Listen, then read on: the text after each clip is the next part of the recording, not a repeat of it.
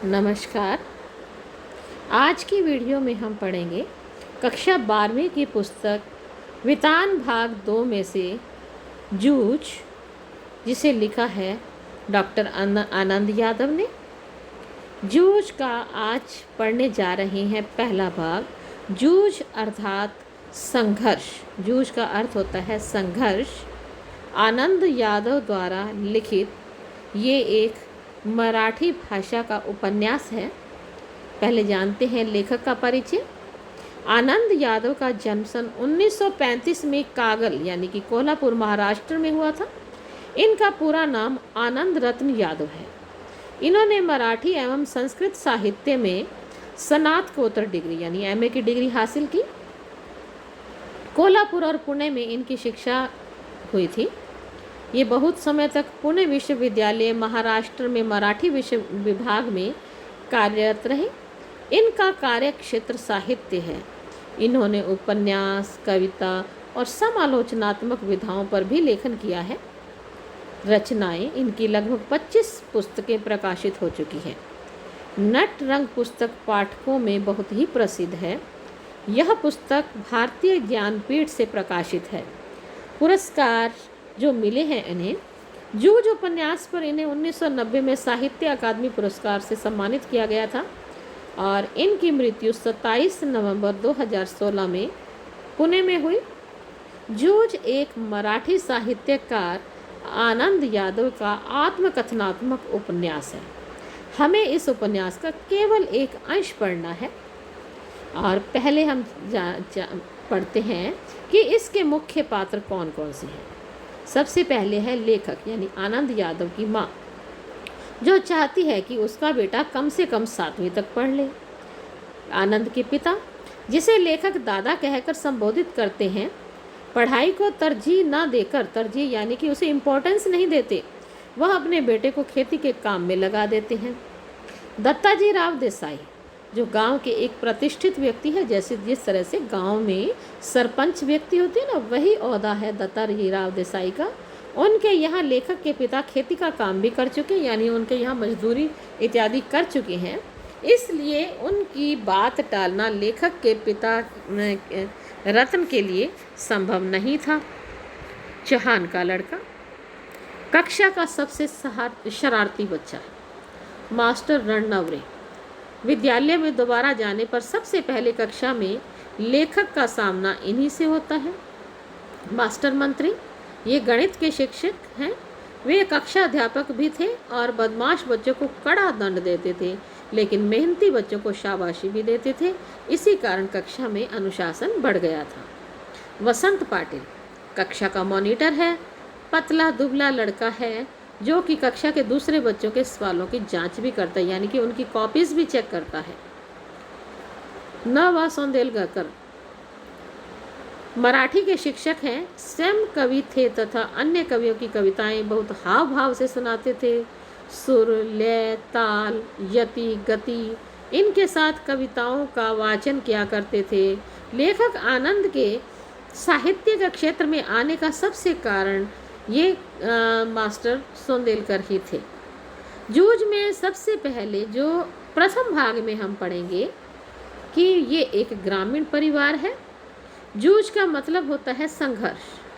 पिता द्वारा पढ़ाई छुड़वाकर खेतों में लगा देना, स्कूल के लिए उसका संघर्ष करना, लेखक की पढ़ लिखकर नौकरी करने की इच्छा करना। लेखक के पिता गुड़ बनाने का काम करते थे। अपनी पढ़ाई की इच्छा के बारे में लेखक ने माँ को बताया। माँ ने लेखक के पिता को समझाने के लिए दत्ताजी राव से बात की थी।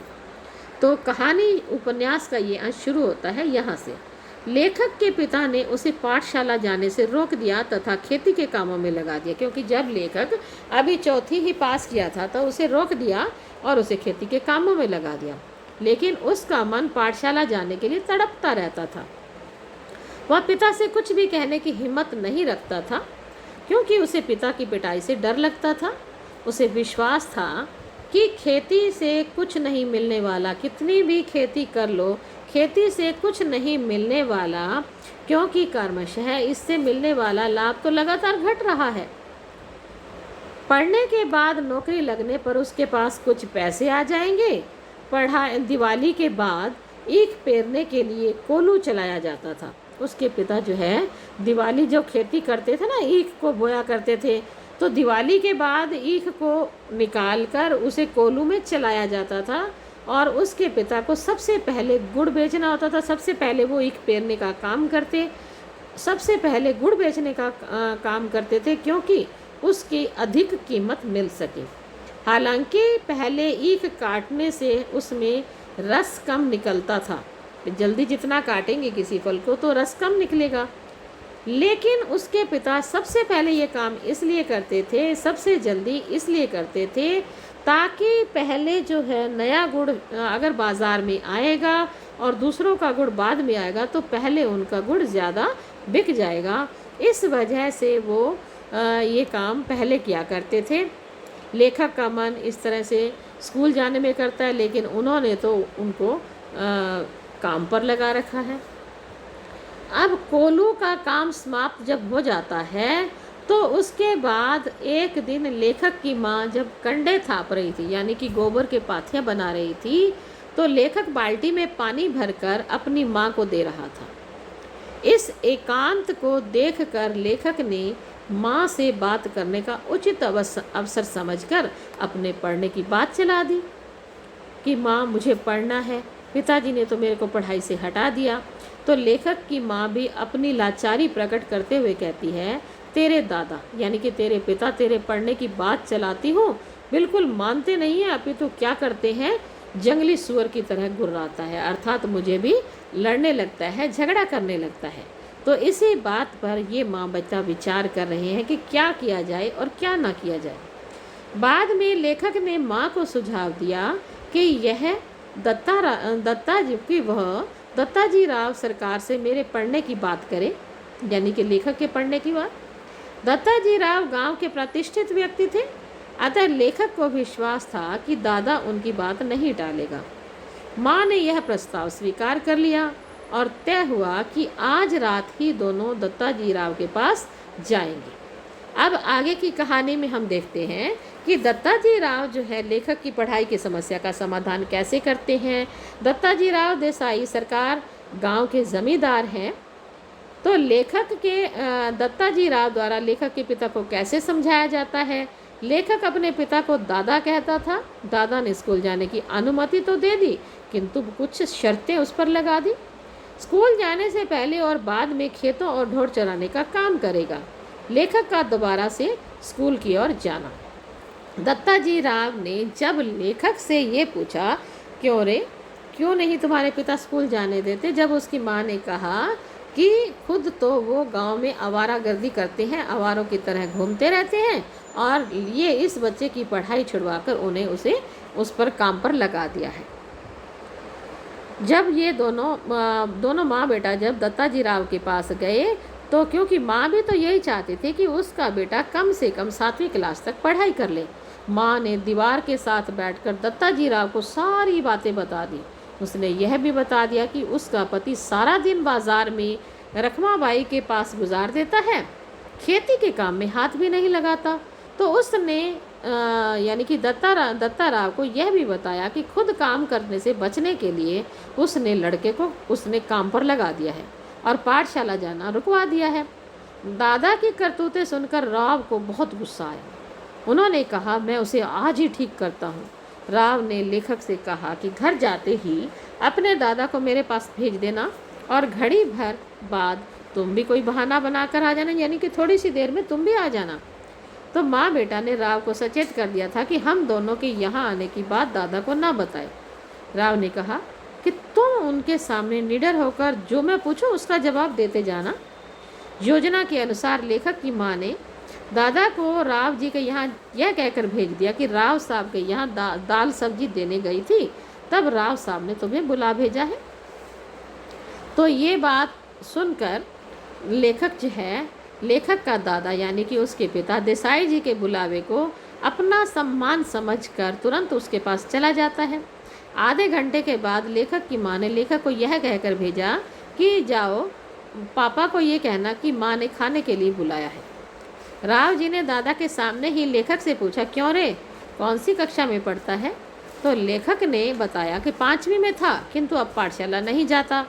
राव जी ने अगला सवाल किया कि पाठशाला क्यों नहीं जाता?